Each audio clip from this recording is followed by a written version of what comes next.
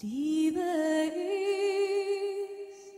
ist so wie ein Messer, das dir im Herzen brennt. Sie ist süß und sie ist bitter, ein Sturmwind und ein Hauch.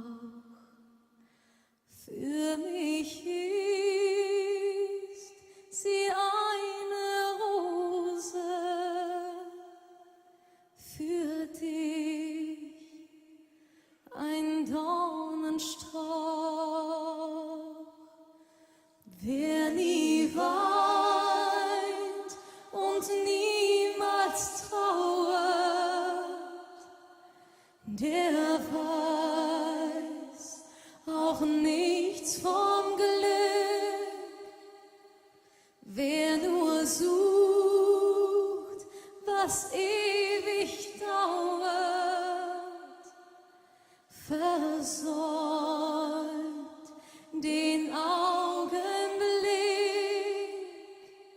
Wer nie nimmt, kann auch nicht geben. Und wer sein Leben lang immer Angst hat vor dem Sterben, fängt nie zu leben an. Wenn du denkst, du bist verlassen und kein Weg führt aus der Nacht, fängst du an